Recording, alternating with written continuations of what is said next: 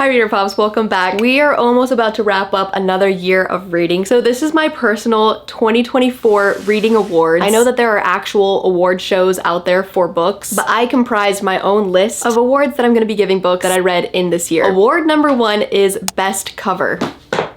So this has nothing to do with if I actually like the contents of the book. It is simply which cover I think is the prettiest. So here are our nominees. The Ministry of Time by Kaylee Ann Bradley, Summer Romance by Annabelle Monaghan, One Star Romance by Laura Hankin, You Again by Kate Goldbeck, and Ready or Not by Kara Basto. There's a version of Ministry of Time that is like 3D and glossy, and it is absolutely gorgeous. And even like the stars are super white, and I feel like it's just absolutely beautiful. So I would probably have to go with that one, or You Again by Kate Goldbeck. I feel like every time I look at this cover, I just feel satisfaction. I love how it looks sketched out. The colors are perfect. The text being right front and center is perfect. It's clearly fall. Most shocking plot twist. And the nominees are Game of Thrones by George R.R. Martin. I can't believe I read this book this year. This book is about war. So who you can trust, who gets taken, who dies, it's all a plot twist. The Reappearance of Rachel Price by Holly Jackson. This is about a mother who goes missing for 16 years and how that happened. So there's that. Iron Gold by Pierce Brown. This is the 4th book in a fantasy sci-fi series. It's a sci-fi, but it reads like a fantasy. And let's just say Pierce Brown is not afraid to kill his characters. And Reckless by Lauren Roberts. This is the 2nd book in a trilogy of a fantasy romance. And this plot twist takes place on the last page. It was so good. Out of all of these plot twists, I would definitely have to say The Reappearance of Rachel Price took the cake by far. This entire book is insane. If I had to recommend one book as like the fastest page turner I've read all year, it would be this one. She's missing for 16 years, and this title is called The Reappearance of Rachel Price. Whatever you're guessing is probably shocking enough, but the explanation for what is going on is even more shocking. And I want to understand what it was like for her to write this book. Like, did she know everything that was going to happen in the end, or did she just build it up as crazy as possible and write herself into a hole that she just had to figure out? Because I don't even know if that's possible. I don't know how she wrote this book, but it was jaw-dropping the entire time, and I highly recommend it. Best Banter. All of our nominees are romances because I was picturing a romance while writing this prompt. The queen of banter herself, Emily Henry, in her book Funny Story this year. I don't even remember what the characters were saying, but I know that it was bantery, like all of her books are. Honestly, it might be the least quippy book out of all of them because the characters in this one are kind of reeling after breakups, so they're not the happiest or the snarkiest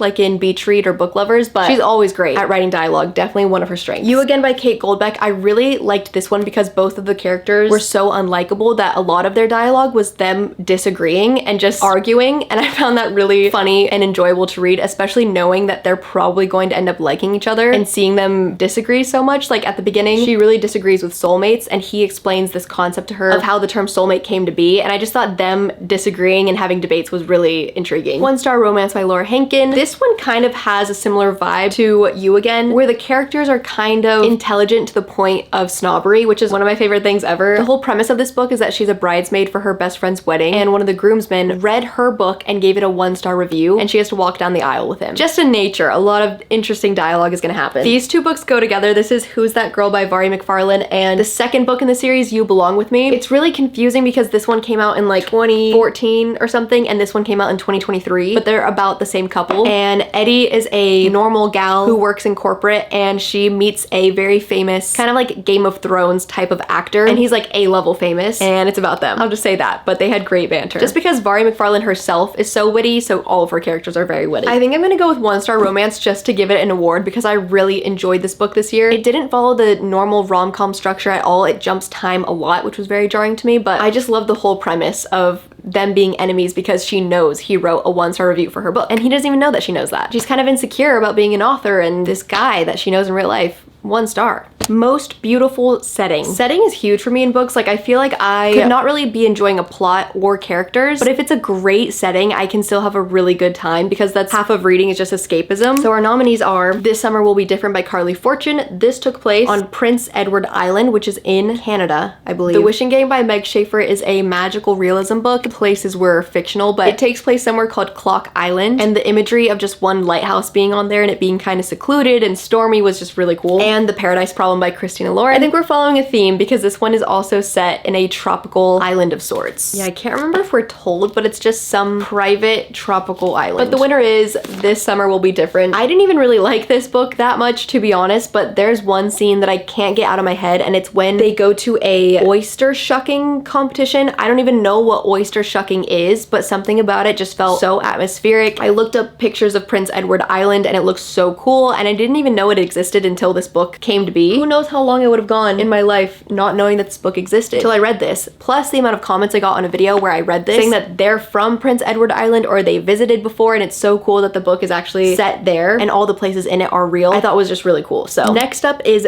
Best Monthly Subscription Service. Ah yes, that brings me to my sponsor, Book of the Month. Was that really a question? We all know I'm obsessed with Book of the Month. It's a monthly subscription service where they have a team of amazing readers choose books they think that we would like. They focus on new authors or already well-established authors, but the picks come out in all of their different genres. You can choose it and they ship it to your door, or you can skip if you want to, no charge. I chose Definitely Better Now by Ava Robertson. Honestly, this could have gone for one of the best covers in my opinion. This is a contemporary fiction. I actually already read this book and really loved it. She's a debut author, so I think it's so cool because I would have never heard of her. And the amount on my shelf that are 5-star discoveries for me, or my first time reading an author and I end up loving them and reading all of their other work because of being subscribed to Book of the Month, is too many to count at this point. So I really love them and highly recommend them. You always get a little bookmark, but if you sign up this month, you also get a fun Christmas themed sticker sheet, which is so cute. For the thriller of December, they have Beautiful Ugly by Alice Feeney, who I've already read one of her other books before, so I'm really excited for this one. And if you want to sign up, you can use code TINSEL for your first Book of the Month book for $5, which is a hardback. So that's a crazy steal. So I will leave my link in the description box. And thank you, Book of the Month, for sponsoring this video. And now I get to put this on my shelf because I already read it this year.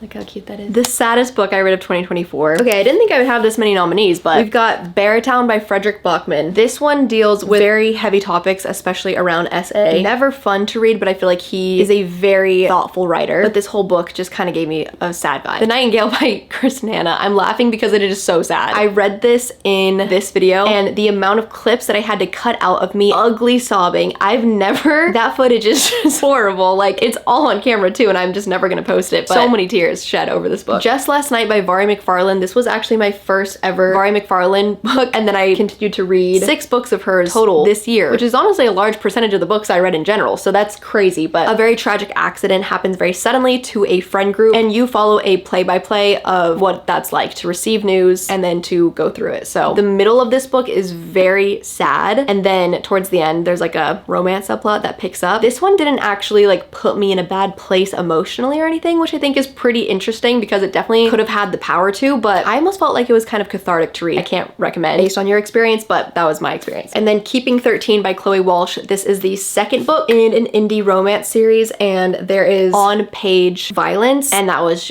a lot to read. I actually had to take a break from reading this book and then pick it up many months later because it was so difficult to read and very sad. So out of all of those, the most sad book that I read was absolutely The Nightingale by Kristen Hanna, and honestly probably because it is about World War II. This is fiction, so it wasn't an actual story from people's exact names, but it was so sad to read because you just know that these same events plus way more probably happened, and oh my gosh, it gives me chills thinking about it. I can't even talk about it. I don't think it's the type of sad though that you shouldn't read it. If you haven't cried in a while and you feel stuck, you should read this book, and don't read it in a coffee shop. Oh my gosh, this has won the award of most tears I've ever cried over a book in my entire life. Any movie, any piece of content, I don't think anything has made me cry more than this one. Congrats, Kristen Hanna, you are a great writer. On the opposite end, the book that made me laugh the hardest. We're talking like laugh out loud while reading words on paper.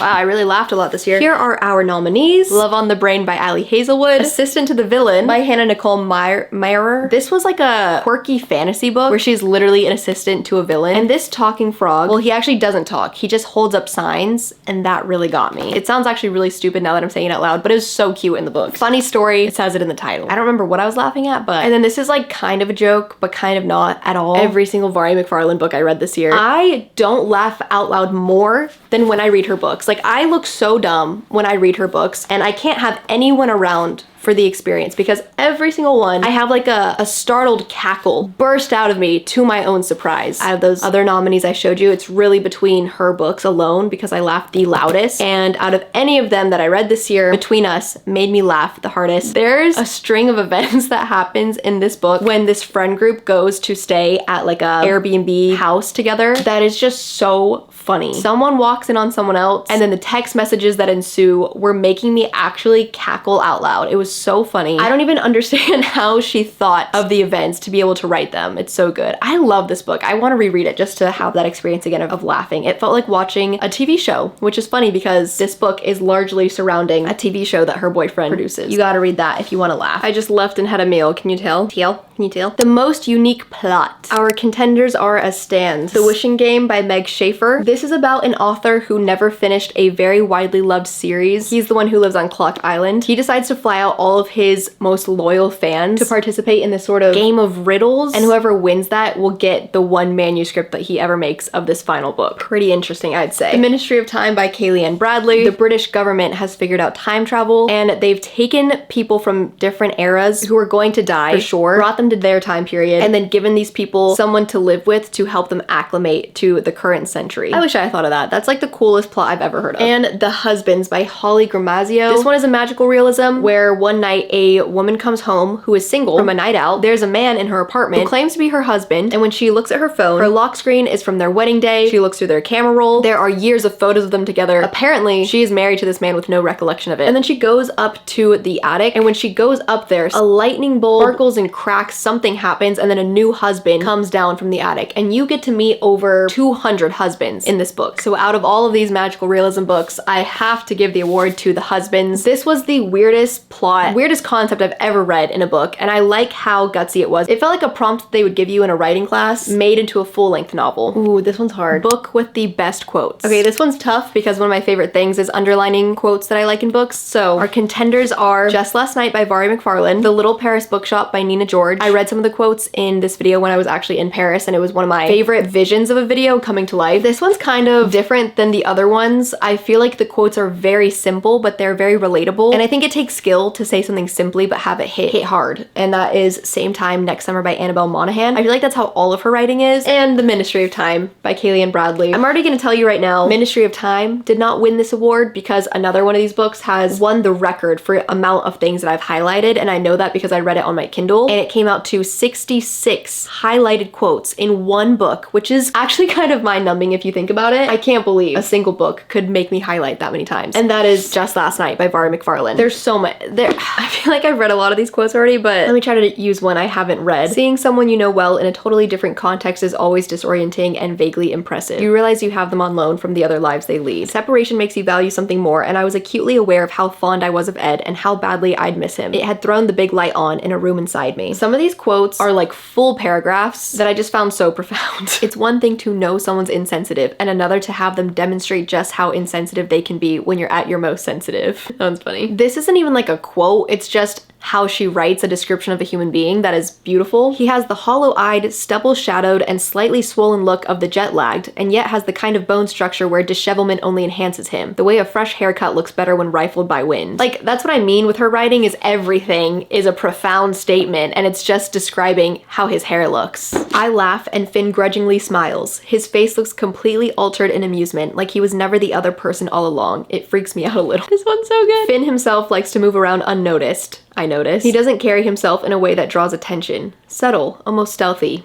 Being beautiful must be an inconvenience. Anyways, that's just a little taste of this book. You should read it. But I know one of my favorite quotes from this book is on the last page, so I'll just go ahead and read that. But even though this book had so many highlighted things, I think this book had quotes that stuck with me longer term, and I thought about them on the regular. I think I have one of them like low-key memorized. Love is a form of blunt force trauma. Something, something, something, and I bent my head to the cudgel. Let's read the actual one now and see how much I got right. Remember that being in love is a form of blunt force trauma. I was concussed with love for him. I bent my head to the cudgel. That was the part I missed. I was concussed with love for him. It's one of the best parts of it. They fed us all poison from a bottle marked prestige, and we developed a high tolerance for bitterness.